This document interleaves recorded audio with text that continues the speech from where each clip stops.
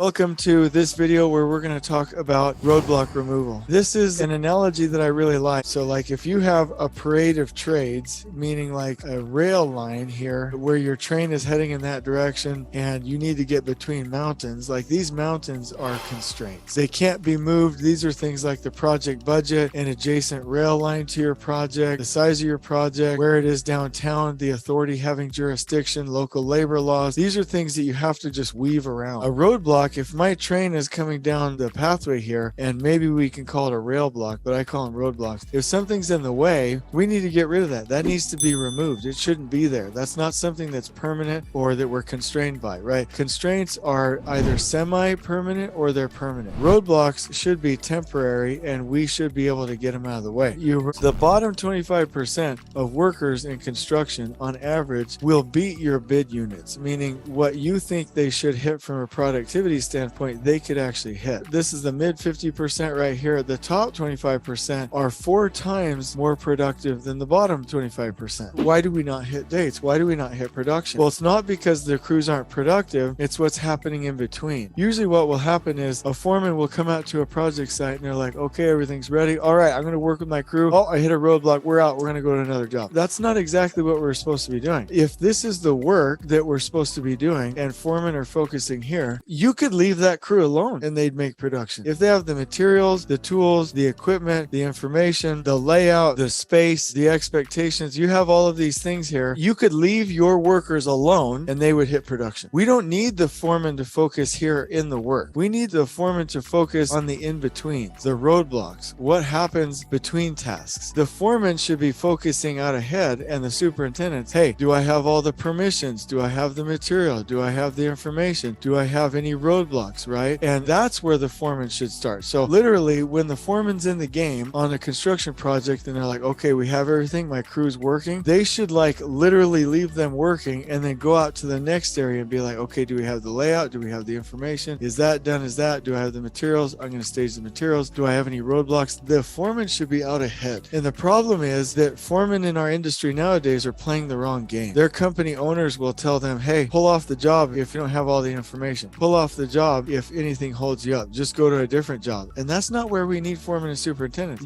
We need the foreman to be finding these roadblocks out ahead and removing them. So roadblock removal is absolutely key.